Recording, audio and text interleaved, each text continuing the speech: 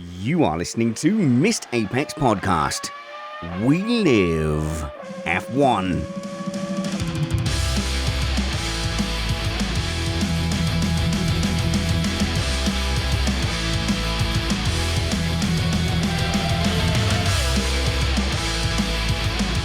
Welcome to Missed Apex Podcast. The title of today's show is Leclerc's Premature Donuts for the Tifosi. That's suggested by Phil B. Scrolling on Twitter. I'm your host, Richard Spanners Ready, and welcome to the San Marino Grand Prix race review. No, wait. It's the Formula One Rolex Grand Premio del Made in Italy del Emilia Romagna 2022 race review. And in a sprint weekend that certainly delivered another chapter in an intriguing 2022 season, we saw Red Bull break serve in Italy as the champions struggled once again to find pace. So coming up, we'll discuss what did Red Bull do right?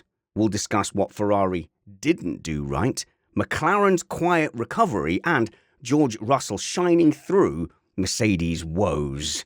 And the sprint race. Do you love it? If so, why are you wrong? And what does this race say about the future of DRS? We are an independent podcast produced in the podcasting shed with the kind permission of our better halves. We aim to bring you a race review before your Monday morning commute. We might be wrong, but we're first.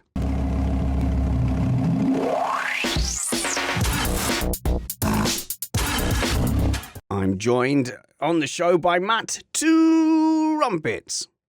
Currently not Googling how to illegally make your cart faster without getting caught. Kyle Power. Cautious safety or intentional DRS experiments. And Chris Catman Turner.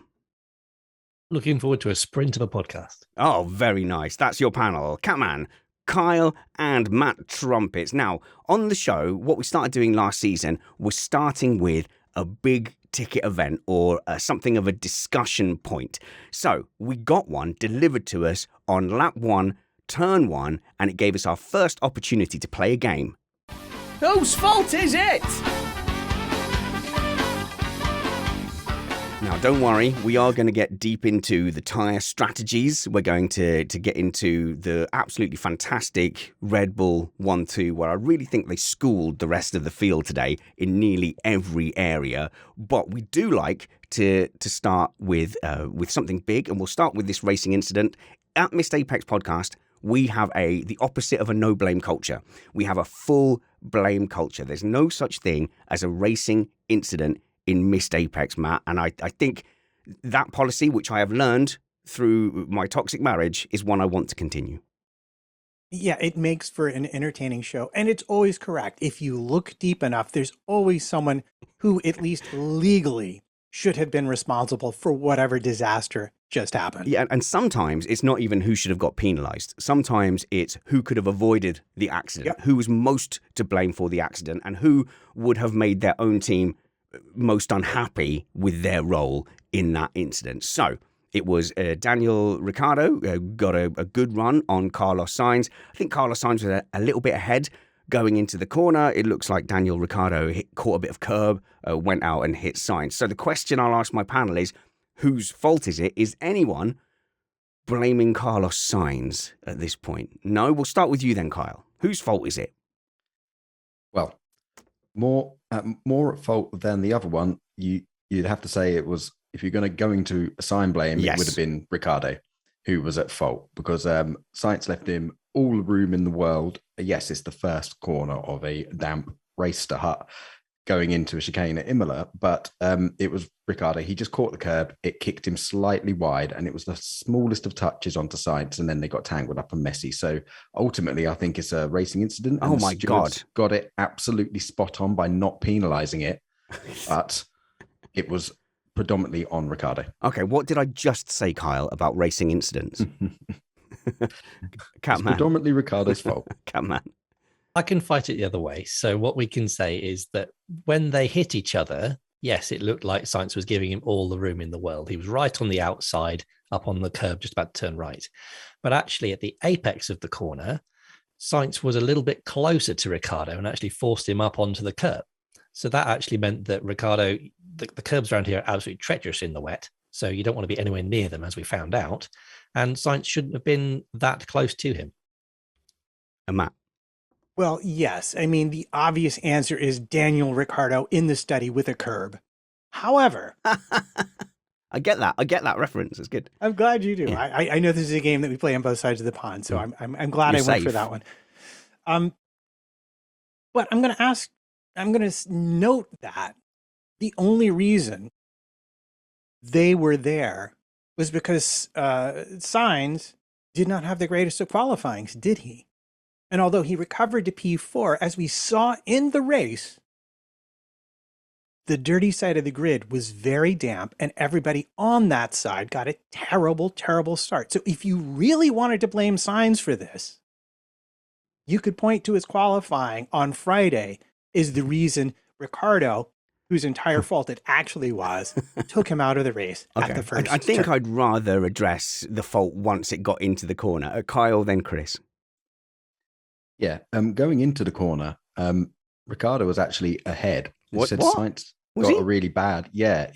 Ricciardo was actually ahead of Sainz going into the corner. It was Sainz braking later and putting a move around the outside. So I believe at the point of braking, Carlos's front wheels were in line with Ricciardo's rear wheels.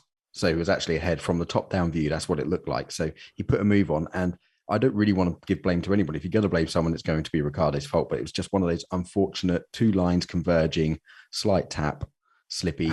They couldn't really done much more to avoid that, really. Okay, I just want to counter that slightly because I shared a picture with you guys earlier where I thought Sainz was if you're right, if it was in the braking zone that he made up the time, it was a long way out from the corner, so it definitely wasn't like a lunge around the outside. I felt like as they were like getting into the apex zone, he was comfortably ahead by then. Whether or not he got there, by braking better, Catman.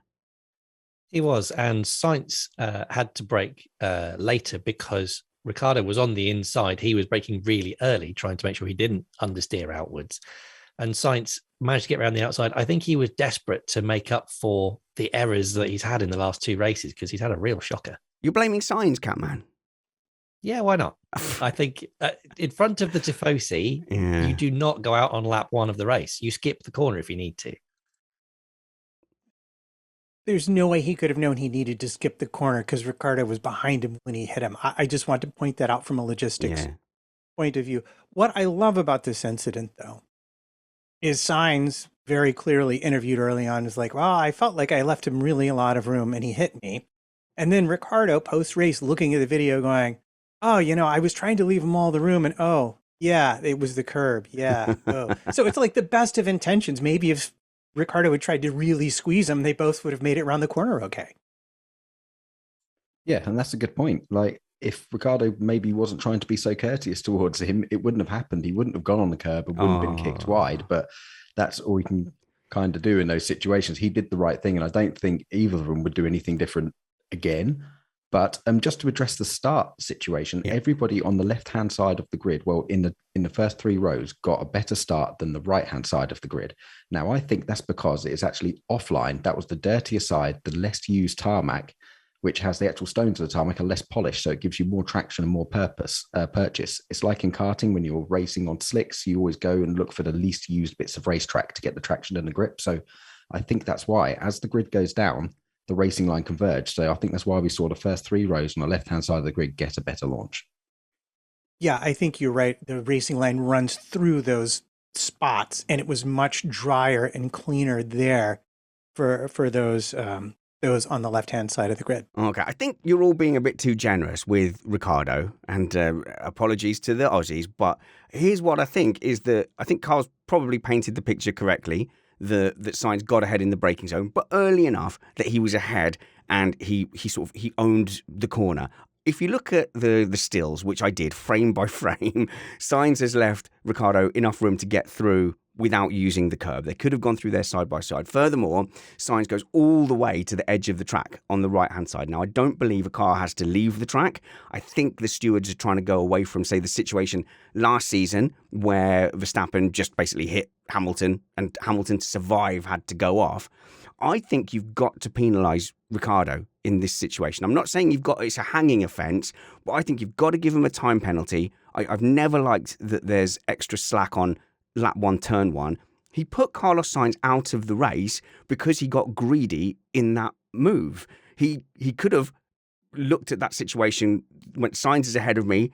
A corner like that, you are modulating your brakes to a certain extent. You're not just slamming on the brakes at maximum. So there is an opportunity to brake more into those turns. But I don't think he's done that, Ricciardo. I think he's given himself the maximum opportunity to overtake. So he's not just trying to avoid Sainz. He's trying to overtake. The curb gives him the best angle into the next corner. And there's a risk with going over the curb, and he's stuffed it, and he's gone all the way out, and he's ended up hitting the rear.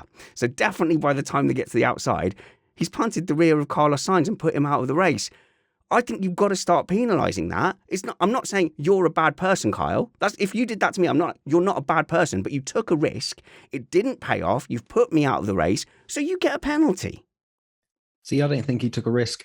I think it was heat of the moment. They just happened. They're going into turn one. As you say, you make a good point about the brake modulation. They're not all braking on the limit. One, because they can't see. Yeah. Two, because they're trying they're to in go a into the pack corner. as well, yeah. Yeah, and he sees Sainz going around the outside, knowing full well what Sainz is going to do. And he's like, I've got to check up here. If he was taking a risk, he would have just let the brakes off and tried to go fully side by side to the apex, but he didn't. He saw what was happening, tried to adjust for it. And unfortunately, just the curb just kicked him a little bit wide. I don't think he did anything wrong. So, Carl, who adjusted for it? Ricciardo. So, in control of the car, he took those decisions that ended up putting him to the outside of the exit on a chicane where another car already existed. It's entirely his fault. He's wrecked someone's race. And if you want to say, someone's saying in the live chat, it's a good point. Are you penalising the incident or the result? I think I've been clear enough on these outside of the corner things to know that I'm not just penalising the result. But I think if you just move across track, because he's basically moved all the way from one side of the track to all the way to the other side of the track on lap one, and there's a car there, like, if that's not a penalty, what is, Matt? Well, I think it's a matter of intent. He did not intentionally move over there and bonk it into Sainz. He was trying to leave room, and this is why it's his fault. It was a misjudgment round the curb that did send him into Sainz. And so much so that when he saw it on video, he later went to find Carlos and apologize for the incident. Okay. So, I mean, but that's you kind of a thing. You wanted Stroll punished for a misjudgment in his mirrors. So misjudgments can be a penalty, can't they? Misjudgments can be a penalty, but in that case, if we're going to bring up Stroll and relitigate that, which I don't really want to do, it was Stroll actively not paying attention to what was going on around him versus Ricciardo, who was very much paying attention and trying to avoid the bad result.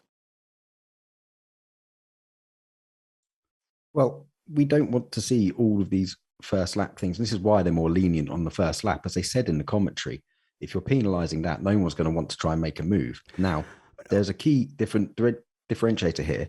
He was adjusting to somebody making an overtake on him. It wasn't him having a desperate late-braided lunge on the brakes. If it was and that crash had happened, if he was the one forcefully making a move, then he may well have been looking at a penalty. But it was the context going in that he was trying to get around with somebody making a move on him. It was completely unintentional. So I think it was the right choice not to penalise him. That's the most generous interpretation of what he was trying to do. I will still maintain, this is Danny Rick. He loves sending it. He saw someone up the other, go around the outside, and he went, not on my watch, and went for it. Catman, last word from you.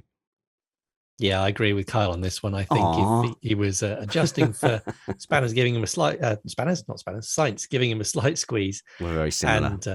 And then he would have made it in the dry. Unfortunately, the curbs are slippery when wet. Yeah, and I just think everybody has those factors available to them. And I'm all for racing drivers taking a risk, but at some point, you have to police that and go, yeah, you took a risk, but it didn't pay off.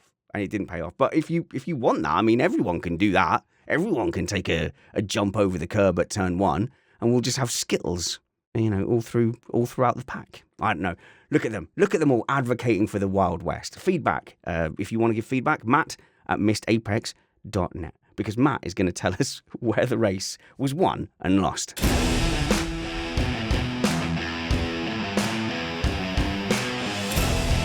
So, Matt, what I'd like you to do, if that's okay, is to talk a little bit about tyres. And I know I'm throwing this at you. I'm surprising you. I've not given you a chance to prep. But what I'd like to know, and what I'm sure some listeners would like to know, is what's the challenges facing the team once they're on the grid, it's wet, it's not raining, they're on intermediates, then they have to decide when to change and then whether to change again later. So what was going on with the tyre strategy?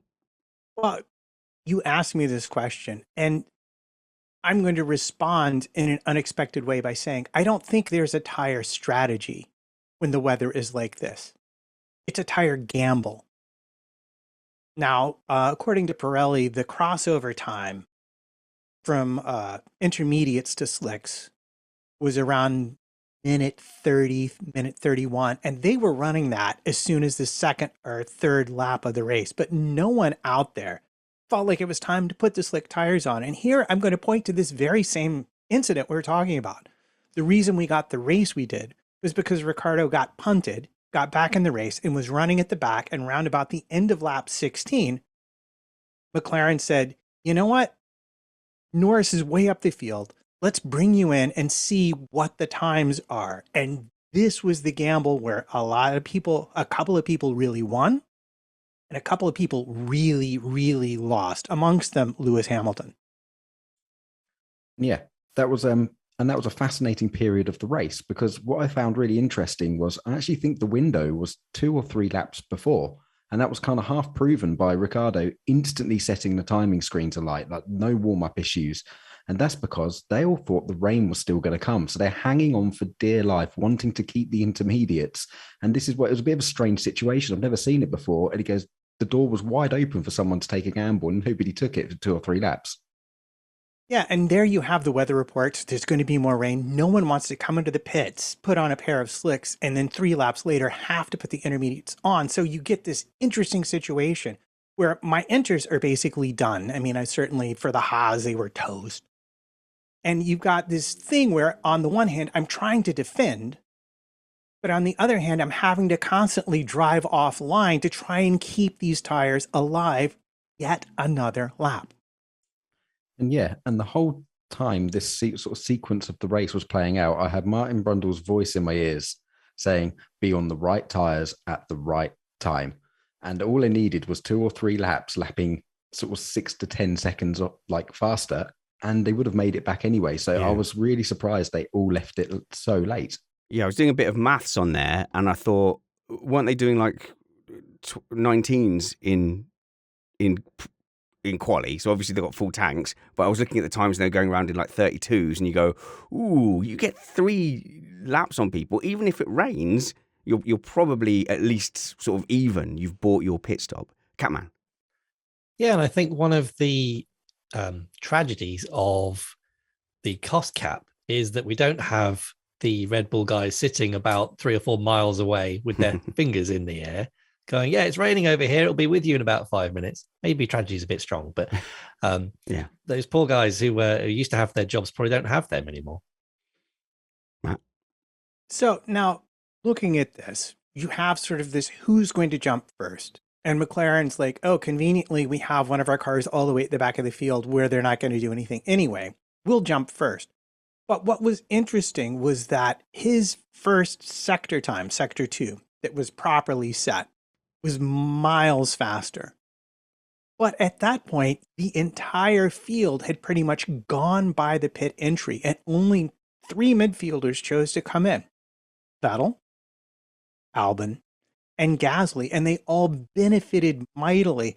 And I know we'll get into it later, but this, I think, was a crucial point we can talk about with Hamilton and his strategy and some of the things Mercedes might have done differently. Yeah, and I think this is a good jumping off point to talk about what Red Bull did right.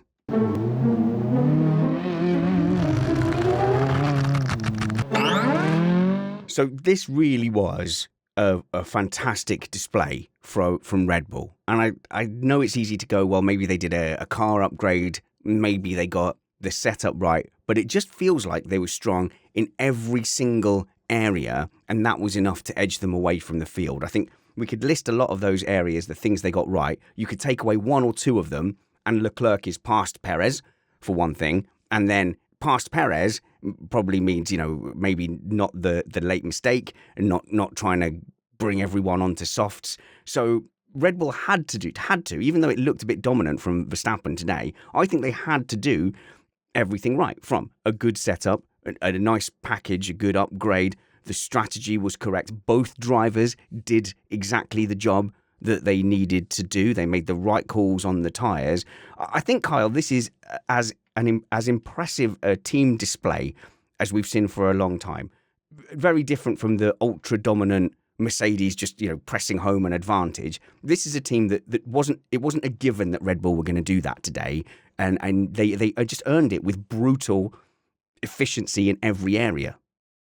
Yeah, you're correct. And we have praised Mercedes for doing similar performances in the past. But as you say, we kind of don't expect that utter domination from Red Bull, not just yet. They may well go on to do it this season, but we don't know. But they nailed everything. Their drivers were impeccable. Yeah, apart from Perez's little gardening experience. Oh, yeah, I forgot about that. Apart from that, they were absolutely flawless. And the strategy, to be fair, Red Bull usually get the strategy right. They were absolutely on it. And I really liked it at the end of the race where they instantly reacted to Leclerc pitting, got Perez in and knew his tyres were going to be a bit warmer. And he managed to get back past Leclerc, which then afforded Verstappen the opportunity to get the fastest lap and maximise their points as well. So I think Christian Horner said afterwards, minus the one position for the points in the sprint race that Perez didn't get, they were 1 point away from a maximum team points haul, which is very, very impressive. Yeah.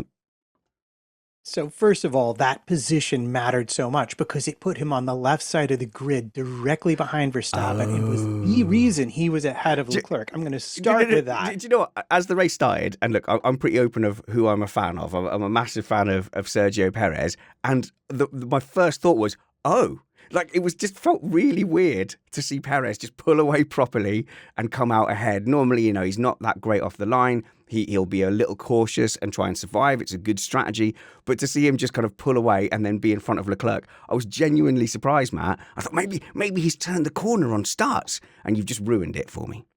Well, I mean, he still did everything right on his side, but they did have a massive traction advantage. And I think that would be hard to argue otherwise. But I want to talk about that chicane cut a little bit, because the thing that he didn't just cut that chicane.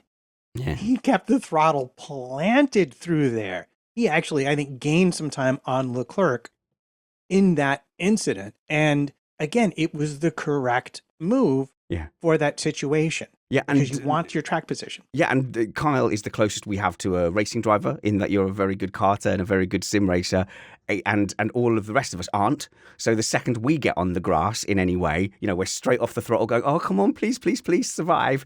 You have to be in a good place to keep it planted on the grass.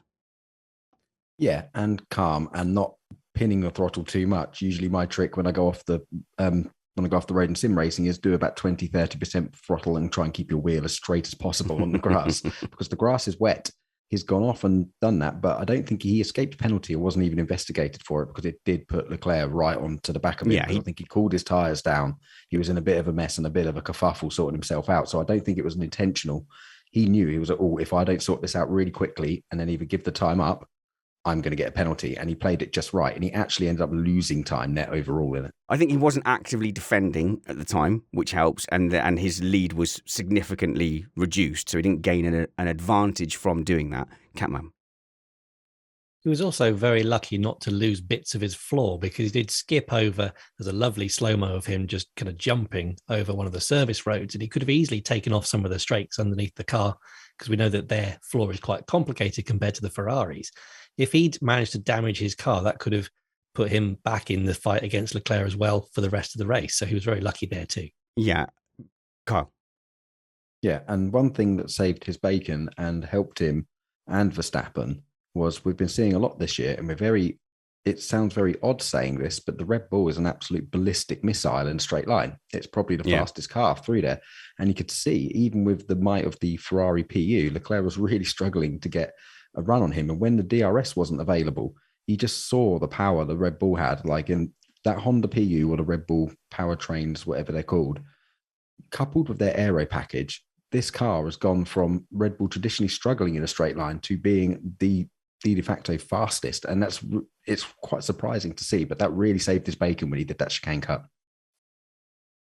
Well, I'm so glad you brought this up, because to me, this typifies the different approach of these two manufacturers. Now, from what I've read, it's possible that the Red Bull upgrades, particularly the front wing that they brought, have resulted in some weight savings, meaning that their acceleration curve is now more closely matched to that of Ferrari, which is important, especially on a wet weekend when the track is cold, because Ferrari running more downforce will count on running through the turns faster and having better traction out of the turn to put them farther down the track. And then Red Bull's counting on acceleration and a higher top speed to catch them at the end. The weather conditions today, irrespective of tire management, did not really favor Ferrari quite as much as they did in the sprint race, where we saw Leclerc ahead but unable to manage the tires to the end. Yeah, actually, there was quite a lot of the race pace was different in the sprint, which admittedly I wasn't watching in as much detail because I was watching it on a park bench in the middle of a house hunt, which is like a testament to some of the strain that the extra competitive sessions have put on a family on a race weekend, because I'd already watched qualifying on Friday, so we weren't going to plan our whole Saturday around me wanting to watch the sprint race. Is a direct quote. But for example, Perez's pace was a lot better in the dry, for example. So from a driver perspective, in the slightly damp, differentiating conditions where maybe Verstappen's a lot stronger, there looked to be more of a gap in performance. And of course, that will translate to certain cars technically as well, Matt. Toto Wolff was talking about the effect that the cold and the damp last season, cold suited Mercedes, and we were worried when it got too hot because they had cooling issues. Now, if it's too cold, they can't switch their tires on at all, it seems. Yeah, well, and this is because so many of their tire warming up toys have been taken away from them by the new regulations. All the teams are working very hard to understand how to adapt to the new regulations and get the tires in the windows where they want them across differing track temperatures. And this was a very, very challenging week. And what's very apparent is that after the graining that they suffered in Australia, Red Bull went home, did a lot of homework, and they showed up loaded for bear on Friday. They were on it all weekend. They had the setup that worked, and it worked across different temperatures and across different conditions, and better than Ferraris, it must be said.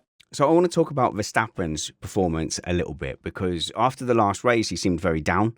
People were questioning his hunger. There was even comments like, oh, because he didn't feel like he earned the last title, somehow his head is down. Even Helmut Marko was making comments about Max Verstappen saying, oh, we thought a title would calm him down, and it hasn't. But I think in this race, like over the radio, there's no question at all that he was very hungry, that he wanted that win, that the motivation was there. He wasn't driving around going, oh, the engine's going to blow up anyway, so what's the point? This is stupid. And whilst he was, of course, suitably aggressive over the radio, the hunger was there, the performance was there. And what I was doing, I was watching the lap times, and any given lap, you might look at the timing screen and go, oh, Perez is around the same pace as Verstappen. And I know Perez claimed he was tyre saving his inters, which he may have been. But Chris, the main thing for me watching Verstappen's times is the same thing that Bottas used to compliment Hamilton for, which was just this consistency, and the consistency of laps and the ability to maintain that through a stint is obviously the mark of a good driver, and that's what I was seeing today. And that's especially hard in treacherous conditions because the grip is changing lap to lap, and you have to go hunt for it, and that's what makes Max. He was so comfortable this whole weekend, even when he got behind in the sprint race and was just kind of lurking like a shark behind Leclerc. He knew that he had the car and the tires towards the end of the race. He'd clearly thought about it and planned it, because towards the end of the race, he didn't panic. He just made this incredible move to get past Leclerc. It was astonishing. It was a 5-lap slow burn that resulted in an incredible, lovely, and entirely legal, without a lot of bashing, pass, which, I mean, there's nothing more you could ask for from a sprint race is that at the end of it, you get a pass for the lead after the leader loses it at the beginning of the race. So this is not me being down on Perez, by the way, at all. I was just observing Verstappen's driving. And actually, the gap, for a long time, actually, it stayed pretty steady at about 2 seconds, maybe then 3 seconds, and then it sort of settled at around 6 seconds. But the difference, I think, that got the gap like that, I know Perez, it's easy to say, oh, well, I was saving my tyres. Yeah, maybe once you see that you can't quite keep up, was just small mistakes. It was little mistakes. The odd sector just suddenly going out. And I don't think these are the conditions where Perez tends to do particularly well, and the conditions where Verstappen thrives. But yeah, you could just see that consistency. Catman. Yeah, let's not be down on Perez, because this is the first Red Bull 1-2 since Malaysia 2016. Yeah, no, I know, but obviously being a fan of his, you want him to be pushing and challenging Verstappen, and you say, well, in order for that to happen, you've got to cut out the small mistakes. That is the difference between the drivers like Bottas in the Mercedes, who can put together an ultimate lap and are clearly fast, and then doing it consistently over a stint. Absolutely, and Max is a very reactive driver, so he can tell the little changes in the car and adapt to them and make them work to his ability. Whereas I think Perez, he's the long game guy. He likes to play it out over a stint and manage the tyres effectively. And in these conditions, it's very tricky. Kyle, back to a racing thing. In karting, when it's wet, I throw my teddies out the pram. I've got no patience for it. I can't stand it. It's just it ruins racing for me. But I think what you hinted at earlier, about you have to go searching for the grip rather than it just being there in that place and you go for it. And I think that people always say, oh, it suits the better drivers. I don't know if that's necessarily true, but certainly some drivers are much better at those conditions and having to change your approach turn by turn.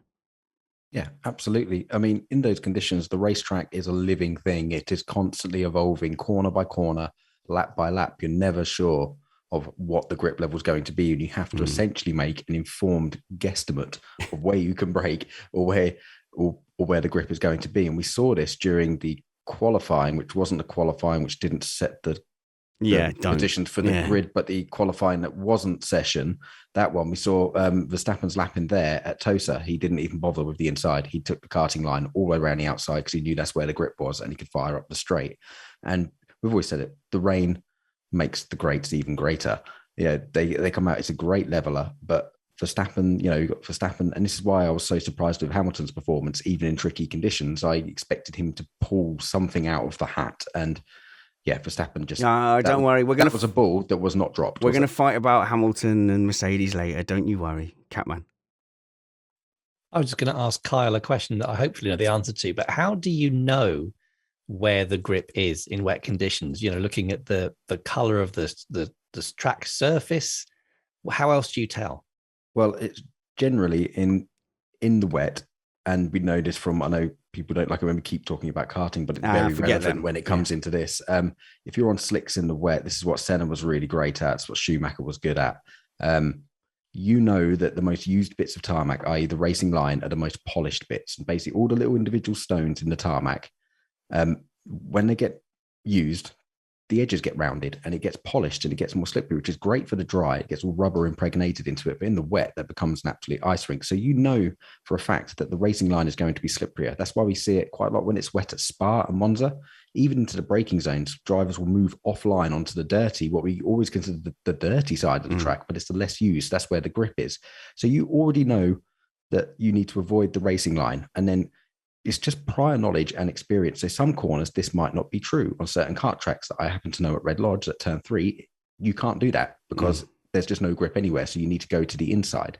And generally, drivers, you will know from your own personal intuition, from your previous knowledge, and just knowing you have this sixth sense and just know where to go looking for it. You're like, I know I need to go to the outside here. I'm not going to bother here, or I'm going to monster that curb on the inside because it's going to rotate the car. It's all just prior Let's knowledge. not talk about monstering inside curbs yet. We're not quite at the Ferrari. Not quite at the Ferrari section. Finally, on Red Bull, look, it was I was so impressed by Red Bull today, and everything that needed to be done was done, and I think they've produced a genuine performance there. Nothing given. Just with Perez, I have said to you guys this season, I've seen something a bit different to last season. The style of the cars might not necessarily suit Verstappen enough to bring him back to Perez. Not quite, but the dry conditions in the sprint race, Matt, I'm not mad, am I? Perez looked really strong from, yes, a typically poor, a normal qualifying. He seems to just hate that format and not be good at it. But once he was making his way up the pack, I was looking at the lap timings and he looked phenomenal in the dry. Yeah, and again, this is Red Bull just simply getting everything right. They got the balance of downforce to top speed right. They've got the car energy worked out correctly. And I think this is just absolutely key. Like, we saw Magnussen say, oh, my tires dropped off after lap 11, which I think was down to Haas having not the greatest setup for tire management, if I'm being honest. But he expected those mediums to come into it by the end of it. Red Bull, no, they were just faster, and fastest. They had a setup that really protected the tires and gave them the best overall time for those 21 laps. And there was nothing anybody else could really do about it. All right, let's have Carl's wish and talk about monstering over curbs. Listen, Ferrari fans, listen to the sound of my voice. I'm not your enemy right now. Not this season. I know we've had a checkered past together. I understand. I'm not expecting all that hurt to be healed. All I'm saying is that your enemy's enemy is your friend. And I am gunning for Ferrari, oh, that hurts, and Leclerc in this title fight. Just from a fan point of view, you pick a horse to bet on and to support. And I think I'm kind of weighing in and wanting Ferrari to do well in this battle. But my goodness, they have a reputation for Ferrarying. They have a reputation in modern Formula One for snatching defeat from the jaws of victory. And when everything is looking like it's going right, they have just a remarkable capacity to break the hearts of the Ferrari fans. There's no glee in my voice. I'm not, oh God, I've just looked on the video. I am smiling. I'm not meaning to be. Stop smiling, Spanners. But it's heartbreaking. Who's the closest we've got here to Tifosi? It's probably you. No, it's Kyle. Kyle, you're the closest. You were a Schumacher fan. Yes, you were. I was never a Ferrari fan. Wow, you were a Schumacher fan. One and the same. You can't pick and choose between that. I'm sorry. I'm allowed to be a fan of a driver and not a team. It was really unfortunate. Charles, we haven't seen these little mistakes that he's been quite accustomed to. And I think it was only last race review, I think we were mentioning that we haven't seen these mistakes that he's been making. And all of a sudden, this one took too much, man. He just took too much of that curve going into the Arianti-Bauta. And yeah, he was pushing, but fair play. Like he could have settled for third. He's got he's a championship leader, and he had a carrot dangle in front of him, and he just absolutely threw everything at it. And yeah, it didn't quite pay off, but respect for still pushing and not just settling for third. This is the thing that lost him out to Carlos Sainz last season. Yep. If you give him a car that has enough margin, as we saw at the beginning of the season, he is imperturbable. He will simply do you. He'll stick the knife in deep and not think twice about it. But put him on the margin and dangle a carrot, and he will drive off the track more than he should. We saw it in Monaco last season, and we saw it even in free practice, how hard he was pushing that car because he knew at best he barely had a pace advantage over the Red Bull. And this is why Sainz makes such a great partner to him. When Daniel Ricciardo, who I will point out once upon a time drove for Red Bull, punted him off. Okay, so I've had some rank hypocrisy just pointed out in the chat room, Carl. I've got a feeling that's what you might be referring to. No. No, okay, in that case, Rush in our live chat said Perez and Red Bull is a case in point where you can like a driver and not a team. And I've just called you out for the same thing and said you couldn't do that. So yeah, fair enough, completely correct challenge. And Dave Hart says Charles has been solid so far all season, and he just bit off a bit more than he could chew today, and it was devastating. But the thing is, Carl, we've seen it in the practice sessions where he just pushes to the limit. It's almost like watching a 1980s F1 superstar just going flat out. I'll do 110%. If the wall comes, it comes. Yeah, he needs to make some JPS and grow a moustache, I think, if it's from that era. Yeah. And to sort of go. But the reason why I think he dropped it specifically in that location and he was pushing so hard was we saw traditionally throughout the weekend that is where the Ferrari is the strongest. He was murdering the Red Bulls through that chicane. Well, Perez particularly, yeah. Yeah, so that was his strongest bit. So he had the carrot dangle in front of him. He saw Perez and he was like, if I can just take a tiny bit more, I can get onto him and get him. And I think that's why he overpushed in that particular corner. Yeah, you're right. He was completely smashing Perez through there and getting right up behind. But on the occasion where he spun, you could see he wasn't just getting his wheels over. It looked like he beached a little bit and the floor took a bit of curb as well. And that was enough to unsettle it and spin it off. That chicane, Kyle, is horrible. It ruins the whole track. For me, even like, okay, when I do it on a video game, it ruins it. But it ruins it watching those guys jumping over it every single time. I'm wincing. I would prefer like something like they have at Alton Park, like just some tyres that they, or even like, Monaco-esque barriers. I think that those chicanes are the worst kind of corner curbing. Yeah, they are. And do you know what? I'd really prefer that they just got rid of it and just straight lined it all the way through to, is it the Rogia? No, not Roger. What's the corners? Rivazza. Well, yeah, because then maybe then you'd get another overtaking zone. Exactly. Yeah, you get another overtaking zone. And we've seen with F1, this chicane reminds me of the middle chicane in Abu Dhabi, which just splits up the straights and actually just spreads the cars out rather than racing them. Now that chicane has been there since I can remember forever, but there is lots of space to put a nice straight through bit of tarmac absolutely. there. And so you I could don't know why they leave the chicane. You could be fighting through Acqua Minerale and you saw loads of cars get a really good run, but then they run out of road by the time they got to the chicane. Catman. Absolutely. So 2 things to prove why you're completely wrong. So the first one is that it provided only one of 2 non-DRS assisted overtakes when George Russell overtook K-Mag into that chicane. Yes, but you say that was... Again, because he muffed it up into turn 1, but okay, carry on. I'll tell you what, we'll go into that into a bit more detail. I'll just say quickly that obviously K-Mag was a sitting duck at that point. Catman.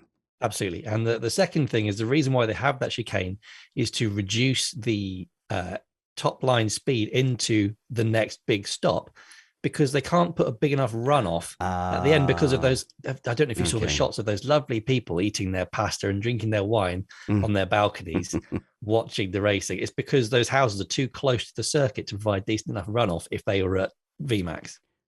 Carl? Yeah, but there is quite a sizable gravel trap there. And also Jeddah, where's the runoff at Jeddah? They've got really fast corners going into sort of braking zones and street circuits. So I can't see in this modern day of Formula One why they couldn't have a straight line through there. Now, some people would say this is a traditional circuit, let's not butcher it. And to be honest, the Variante Alta has been a mainstay, used to be the mainstay of the Formula One calendar in the 90s. I remember cars getting it wrong through there. So, but I would prefer to see it as a straight line.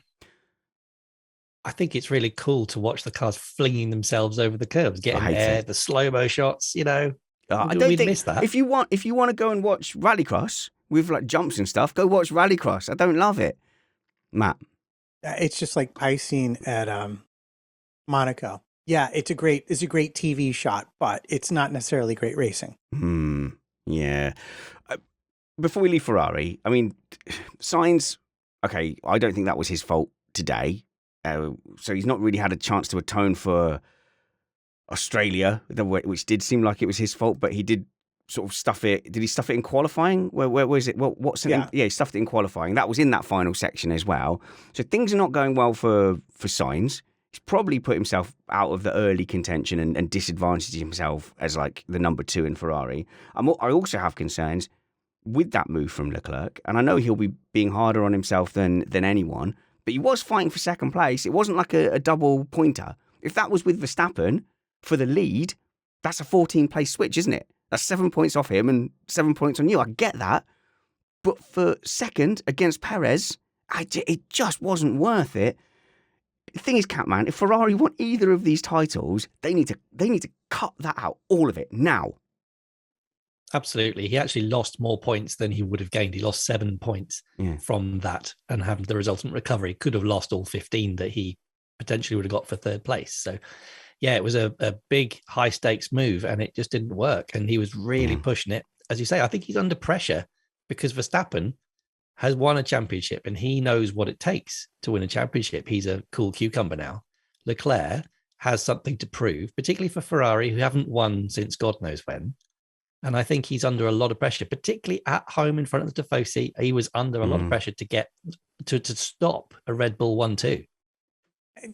To an extent. But I still feel like this is how Leclerc drives the car. And I'm not quite seeing that, I don't know, would you call it the mental adjustment that we've seen so many other drivers make in pursuit of their world championship? But what we have seen is with enough margin, he's untouchable. So it's going to be, can Ferrari give him the car and the strategy to keep him out of the place that he was in today? So but when we talk about other world champions and their mentalities, Lewis Hamilton was that in his early career. He had exactly the same, where he was, looking to be over the edge. You can look at 2007, and if you ignore the conspiracies that they were forced to throw away that championship because of the photocopying scandal with Fernando Alonso sending secrets over.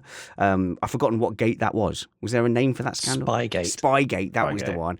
He basically, he didn't get into the pit lane. I know he was left out on worn tyres, but we saw early Hamilton be very on the margin or win or bin. And then we saw Hamilton possibly going the other way too far last season, doing less risk for reward and being a little bit more conservative and letting more battles go. And maybe that cost him championship points. So it really is down to which mentality is going to suit this season, Kyle, but I'm not confident that if it continues like this, he's going to be world champion.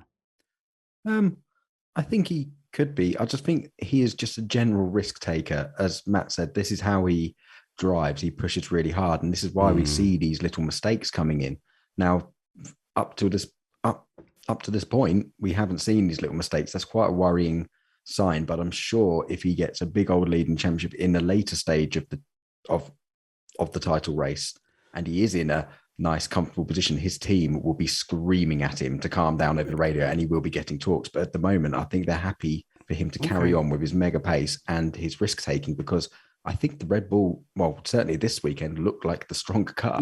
Yes, it probably was. I think they need him to take.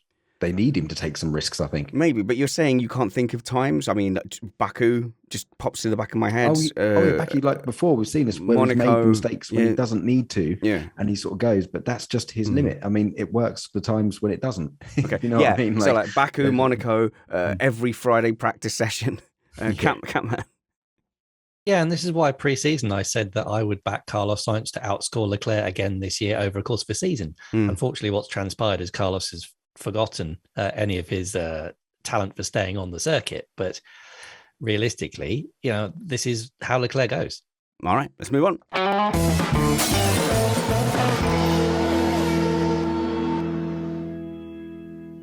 Did you know that McLaren was on screen for precisely 7 minutes of this race?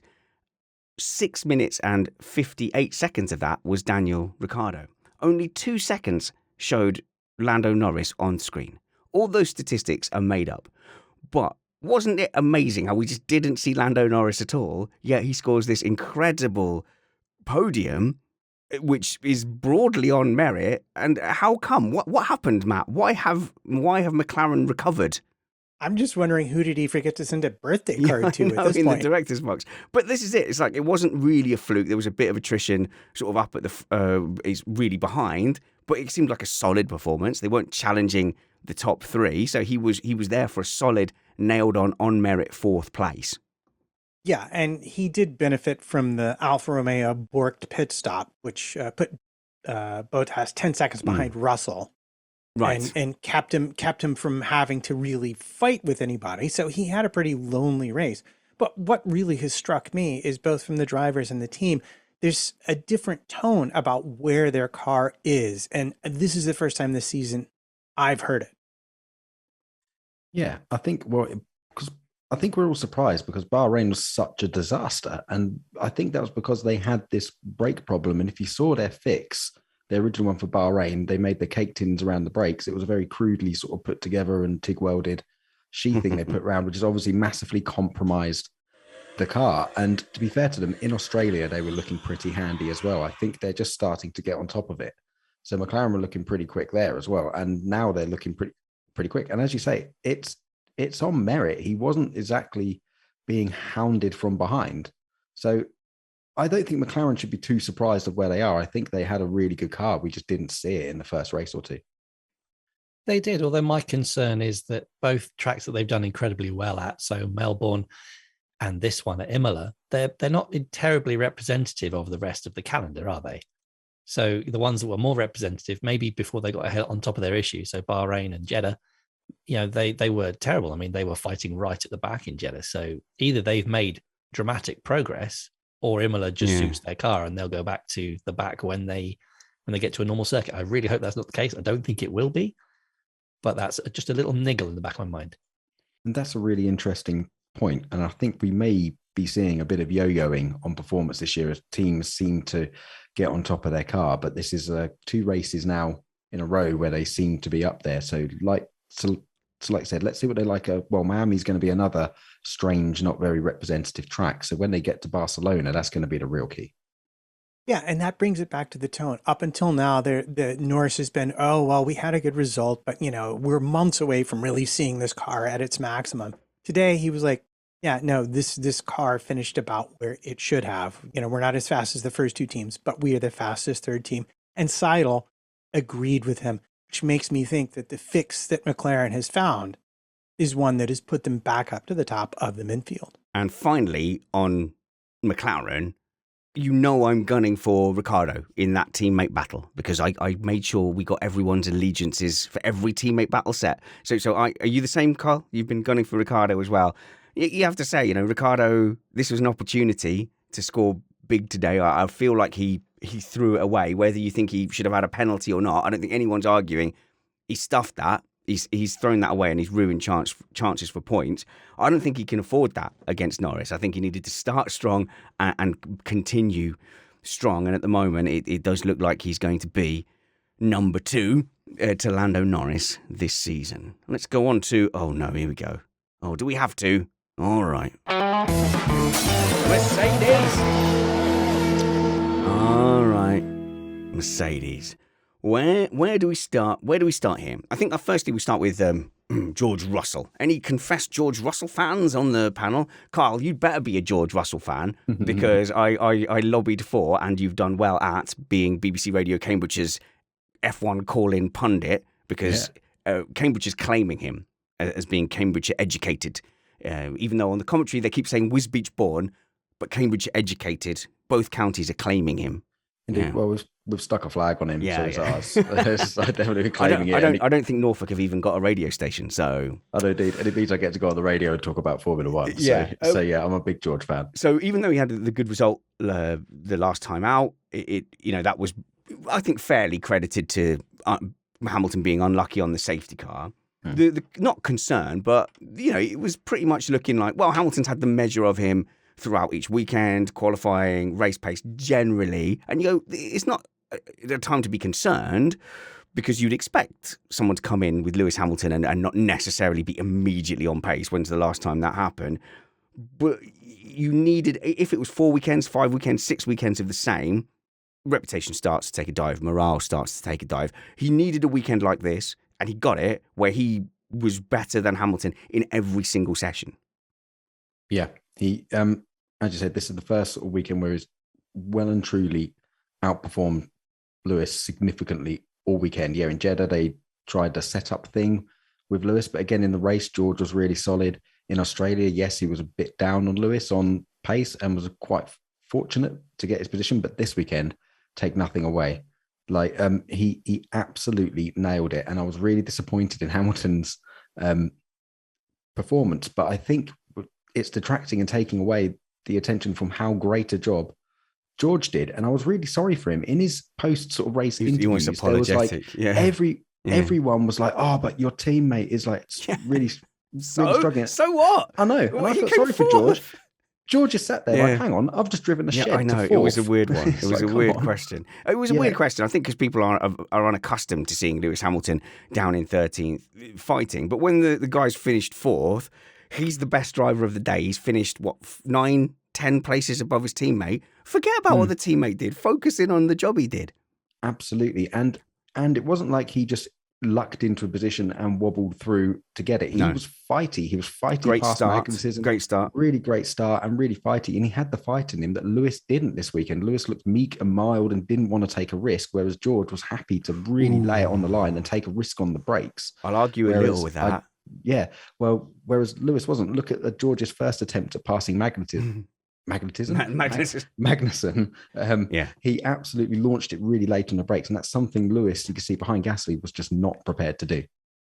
Absolutely. And you could argue that Lewis was caught in a bit of a slipstreaming train because there wasn't a DRS train because there was no DRS for most of the race. But you could argue that Gasly's top speed also was a little bit better than Lewis because of that.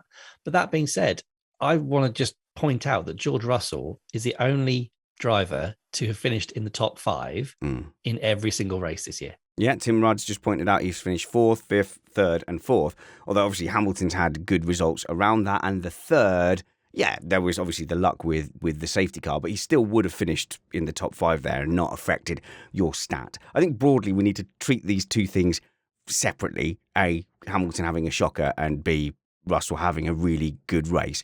But still, clearly, the potential of that car in normal circumstances wasn't a 4th place finish, so neither driver will really be happy. But from a damage limitation point of view, again, Mercedes have picked up a good result. The thing where I want to slightly defend what Kyle was saying, because first it was and yes, Hamilton bias, etc., but I'll put up the defense. The starting positions obviously made a huge difference, and the margin in the first run of Q2 was what decided it. Obviously, you would normally have more runs in Q2, but the rain came down.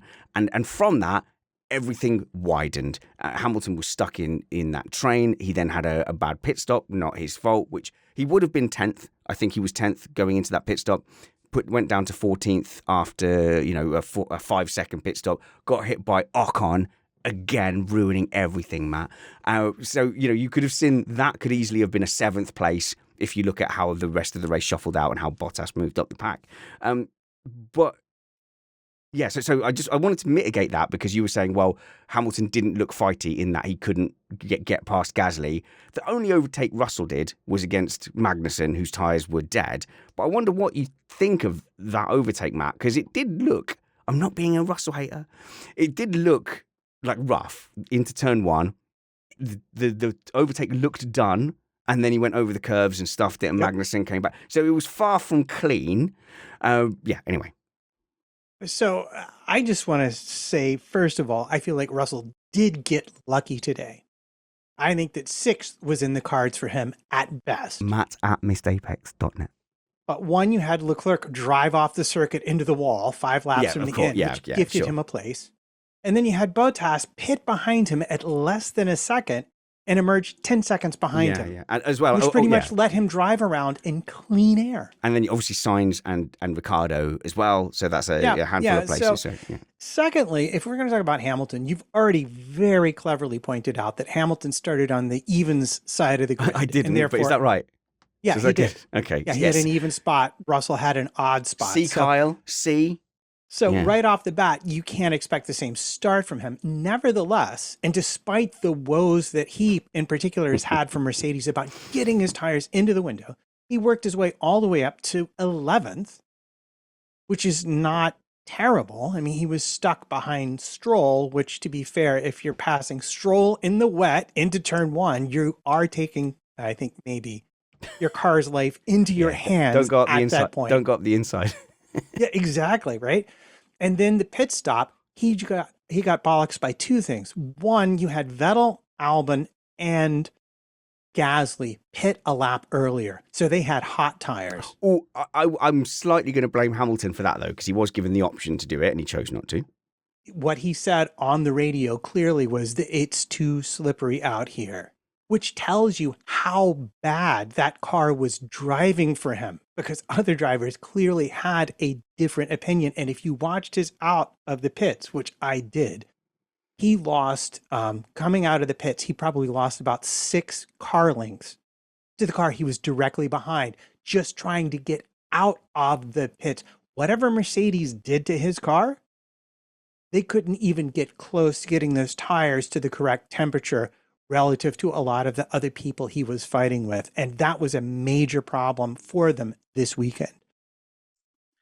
Yeah, he was massively struggling, and it looked like a driver who had zero confidence in the car under braking. Like on one of his 3 million moves on Gasly into turn one, he wasn't prepared to brake late to even get overlapped. And even on one of the occasions he did brake early, he still lost the rear on entry. And this is one of Mercedes' problems, is with the porpoising going into the braking zone, the Ferrari looks like it porpoises worse, but sorts itself out. The Mercedes isn't reattaching it, isn't sorting itself out, and very unstable, which is why I thought Russell's move on Magnussen, the first aborted one, was even more oppressive, because the car's not stable clearly under braking, and he still took the risk and actually went for it. And so, but it looked like Lewis just didn't have the fight in him. There were several times where he could have got on and tried one of these late braking moves to get overlapped of Gasly, even to wrong foot him into turn one. And he just braked really early. He just backed out, but he didn't even bother. And that just shows how unconfident he is. And this is not what we expect to see from a 7 times world champion. We expect him to even to take the risks and just to go for it and take it. But he just seemed reluctant to put it on the line today. Just very quickly, I think Gasly positioned his car very well into turn one, defending. So he defended well, as I just want to put that out there. And he had the Honda to defend with as well. And Tsunoda also with that Honda was able to defend well also. He did, but also on a race like this, when we saw it was something that we would have criticised Bottas for. It was a very Bottas, get stuck, can't move through the field type of performance that we saw in the last couple of years, and we would have hammered Bottas for that. So in the sort of game of fairness, I think Lewis does deserve a little bit of stick for that, because it was very un-Lewis-like, and it wasn't. I kept thinking, it's going to happen soon. He's going to suddenly come alive, and it's going to happen soon, and it never did. Most of the grief we gave Bottas though was for not defending. I'll just slightly clarify, but I think your point stands. Yeah, not having the fight or making the aggressive moves, and Hamilton put his old school Bottas cap on today, and it was Bottas who was looking fighty in the race. It was just such everything's turned on its head. Kyle, you can't just go around calling everyone Bottas. Trumpets. Well, I don't know. I can't fault Hamilton. If you don't have the grip, you can't outbrake the person ahead of you. And to me, the problem is 100% the tires. Whatever setup they've put on his car, however they set up the brakes, where they put the calipers, how they've designed the heat transfer. When Lewis is in cold temperatures with this car, the tires do not get up to temperature. And I'll just say, go back and watch him leave the pits. It's like he's driving on ice. It's not like he's sitting back and being unconfident. It's like that's just where the limit of that car was today. And that's on Mercedes, and Toto got on the radio and apologized for it. So I see where you're coming from, but I'm going to defend Hamilton in this instance.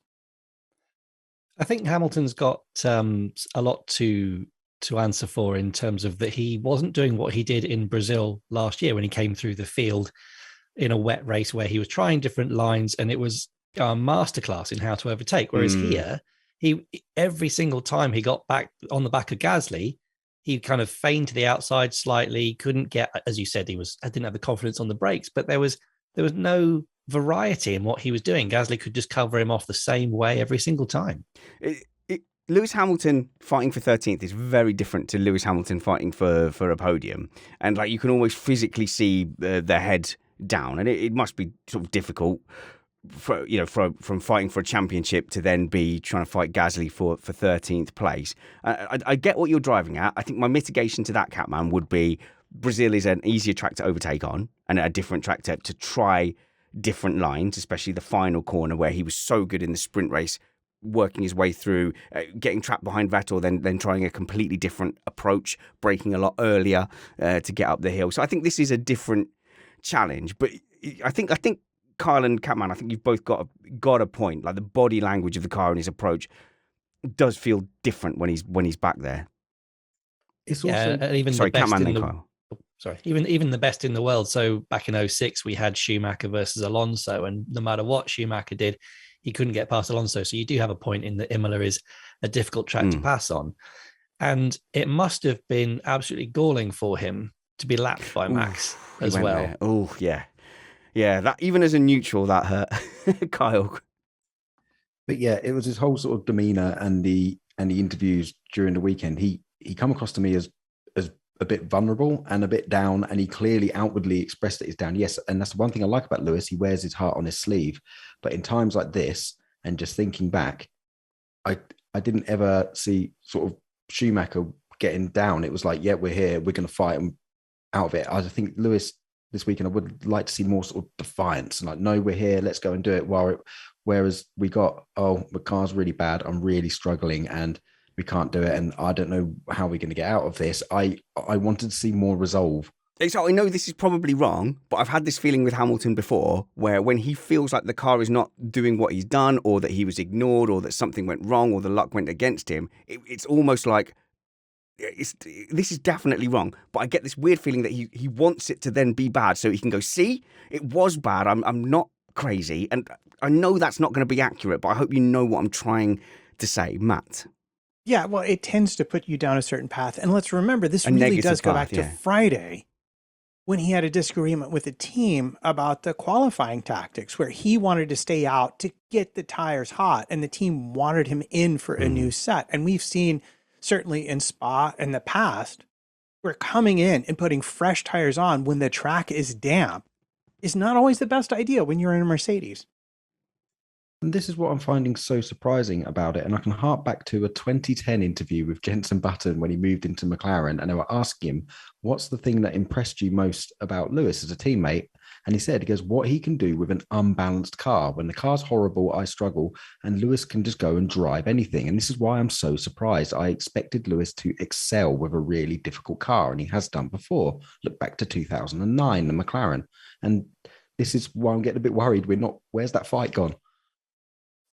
I don't think the fight is gone. I think we're looking at a problem with grip, not a problem with balance. And the way Russell drives a car, or the way Mercedes sets it up for him, or the way he likes it set up, is favoring better tire warm-up.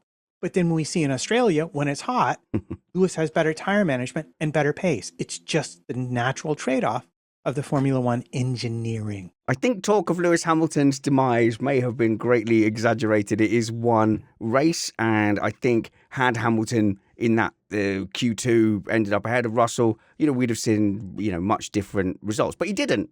Russell did the job. He got out and he set that time in Q2, and it ended up being decisive, and he had a much easier run today and took the chance against an ailing, rear-tired Magnussen. He eventually took that chance and went and got a good result. So that's all on Russell. And I think what we've seen today is a combination of Russell on a good day with the rub of the green and Lewis Hamilton on a bad day with the rub of the green and not taking it particularly well. I think the gap might be exaggerated. The track may have helped exaggerating that, but it's real.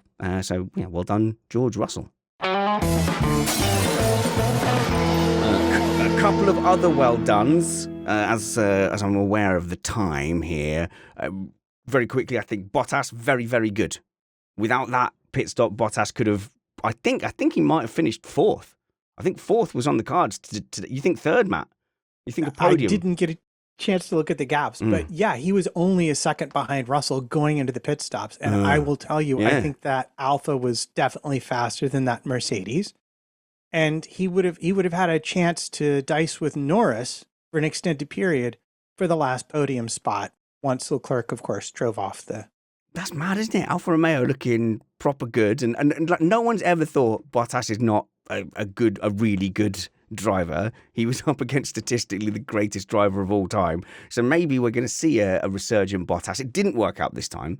So maybe we don't linger on it. But I think it's one to watch. I think we can see him in his Alfa Romeo and Magnussen in that Haas as well, doing well. Kyle, slightly negative. Schumacher, how many data points? I know you're a fan of Little Mick, but how many data points do we need of spins? With Mazepin in that Haas, we all said, oh, well, look, they're both spinning. It's a terrible car. He's not looking good against Magnussen. He's dropped it twice today.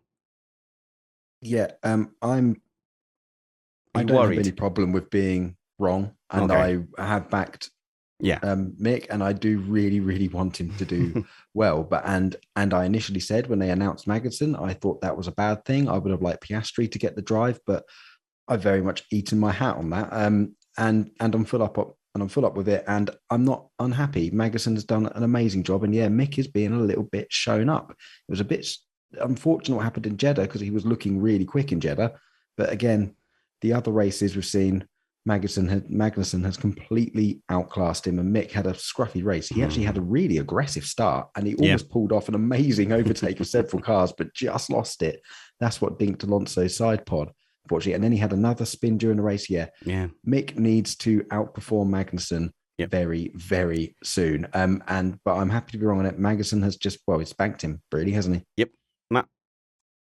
So first of all, I'm going to say I'm just treating this as Schumacher's actual rookie year because last year was just a waste of time. I think, That's one way for to both look. drivers. Having said that, Kyle, your willingness to admit you're wrong about anything is probably one of the reasons you're not on the show more. Yeah, I know. Yeah, this is not the Missed Apex way. How dare you? This is absolutely awful. But hey, look, the hope is not gone. All I'm thinking is, from a career point of view, we tend to treat these guys like boxers.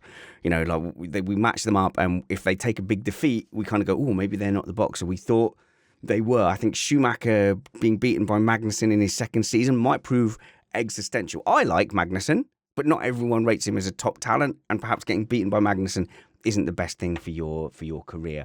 Both AlphaTauri drivers, I think, did well, defended well, but we're seeing the different types of cars might be skewing our view. So I'm thinking out loud here, but for example, Magnussen is looking particularly good compared to the rest of the field because it looks like Haas are out qualifying themselves, if that makes sense. There's certain cars that are performing much better in qualifying than they are during the race. Perhaps McLaren, they're looking like a higher competitive team when they're doing well in qualifying, even when they've been down the grid a little bit. Mercedes have abandoned qualifying as a concept. They basically have written it off, trying to get something for race pace. And you could argue that if you look at Russell's results, all in the top 5, that tactic has kind of worked from a damage limitation point of view. So it's quite hard to tease out who's doing well and who isn't.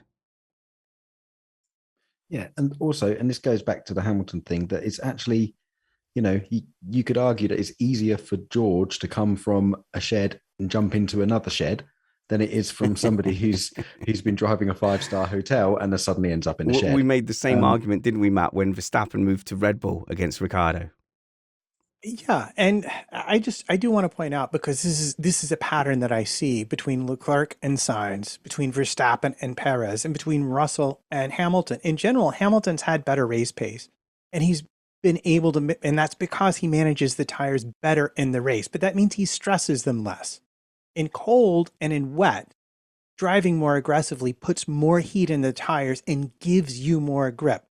And we've seen Leclerc able to switch on one lap tires where Sainz takes 2. And I think there may be some stylistic differences at play as well that particularly disadvantaged Hamilton in this race.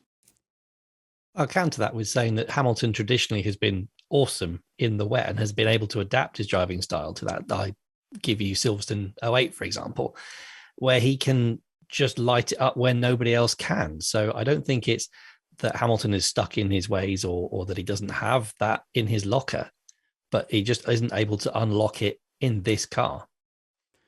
Oh, we might all be being a bit previous here. Anyway, a fascinating chapter in the F1 2022 season.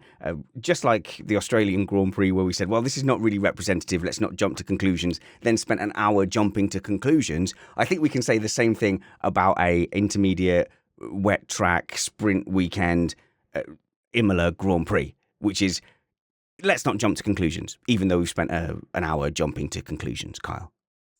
And also, it's Imola. Have you seen the actual track layout? I mean, that was about as good a race as you can possibly expect. Last year, the rain saved Imola, and everyone was like, oh, we had a dramatic race because of the rain. This year, it somewhat did it. Again, when you look at it on paper, it's a track that you wouldn't have thought, regardless of the rule sets, was going to throw up good racing. It's fast, it's narrow, and the cars are huge. So the fact that we got racing at all, I thought was really good. I thought for an Imola Grand Prix, that was a really good race.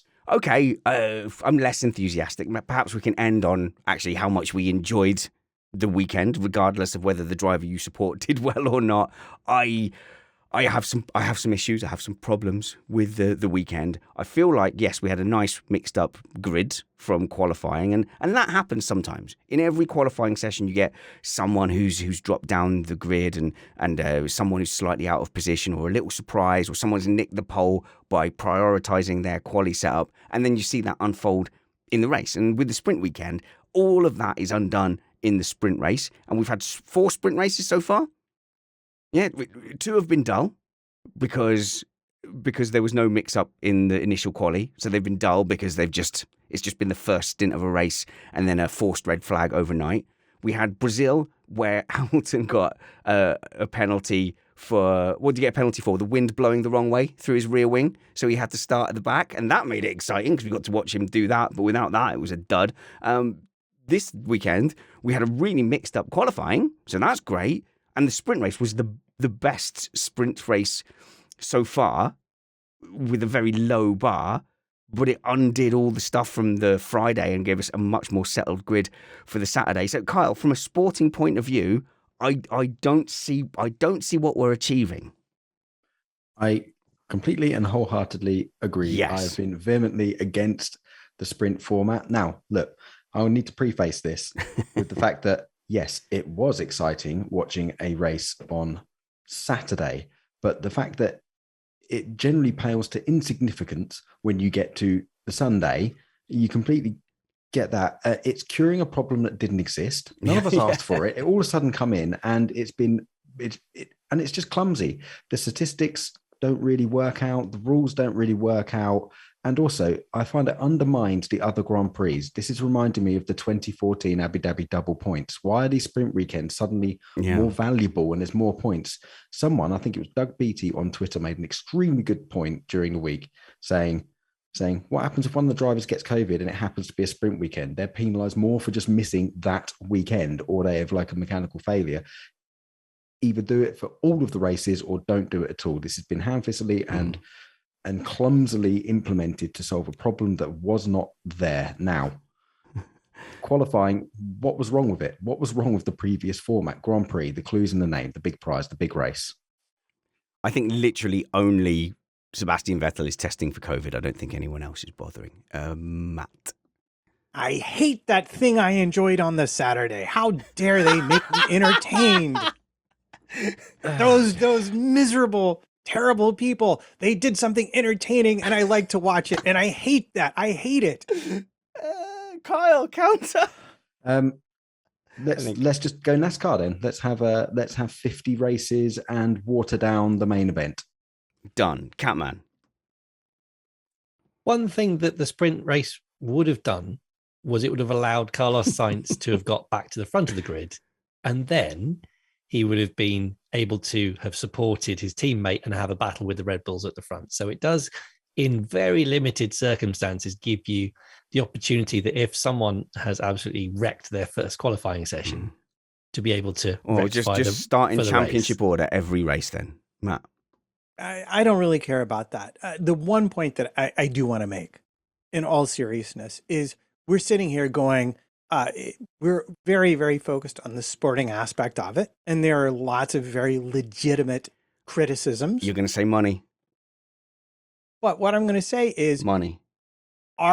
Is there not a problem that is perhaps being solved that is just simply out of our purview? And that is the business side of the equation. Money. And I've made this argument before. Look, would you rather have a sprint race on a Saturday a couple of times a year? Or would you rather have reverse grid Sunday Grand Prix? I mean, it's that just one, reverse grid. They're going to business. The business people are going to business, and there's not much you can do about it.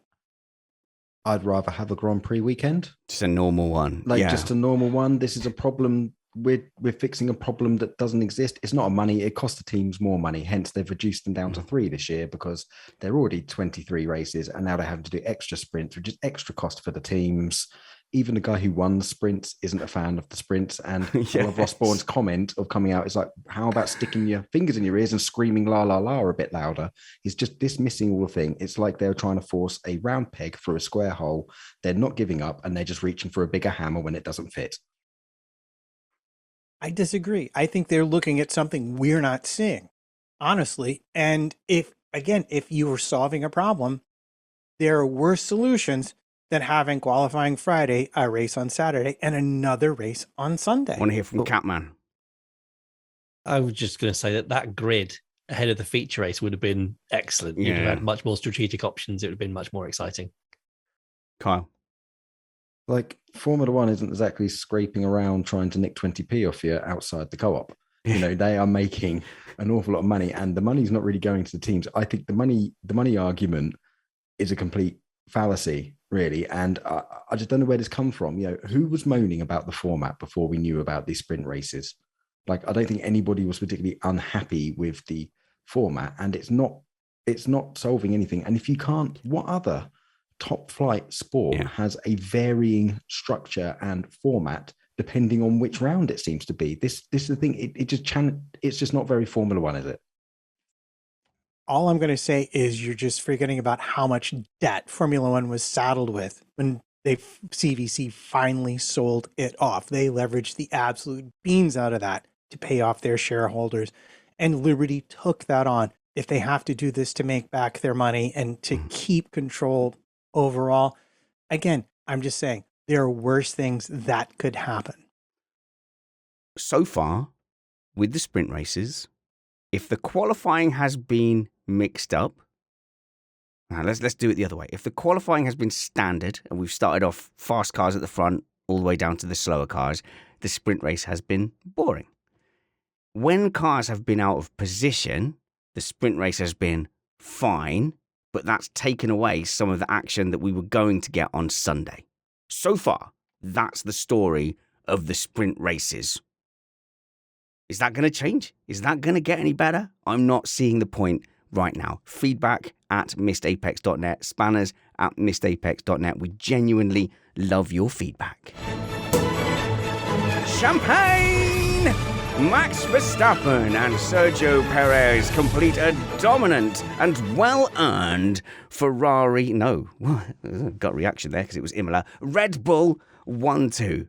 The team has massively outperformed the grid. They've done everything perfectly, and their competitors behind them have frankly dropped the ball. Sorry, Tifosi, but your drivers both dropped the ball over the course of the weekend. Carlos Sainz found himself fighting from the back on Saturday and then fighting from a suboptimal position on the... He should not have been fighting with a McLaren on the Sunday grid into turn one at all. And then Charles Leclerc with a chance to settle for third place, be on the podium at Imola, pick up points and push forward with his title.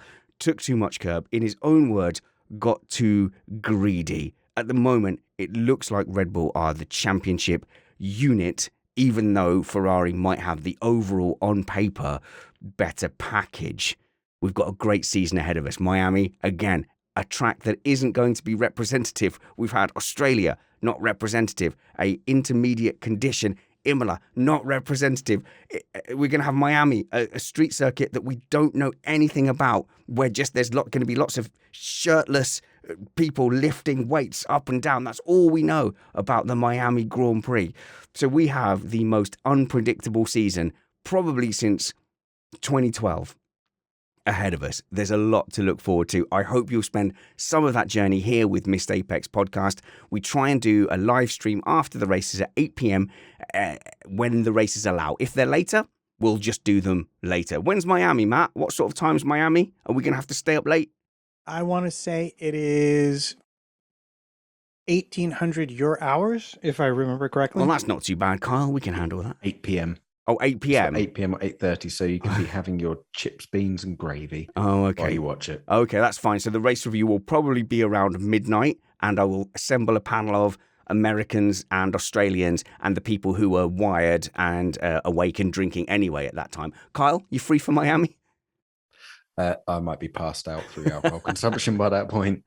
Coming up this week, we're going to do some pre-recorded content for Sunday because, of course, we're going to be at the Missed Apex karting event at Ella Park on that Sunday. So it is going to be, we're going to try and catch up with Sean Kelly. We keep clashing with the football schedule. We're going to hear from, I think, Magnus Greaves in the week, hear about a bit about US F1. Of course, he runs Race Weekend magazine, and me and Matt are going to catch up in person, I think on the Sunday, a bit hungover in the hotel, and we're going to put together some content, and then I'm going to stagger to the shed, and I'm just going to press the buttons and play out the pre-records and just say hello and check in, and that'll be good. But we've got some awards. First of all, we've got the thing of the weekend.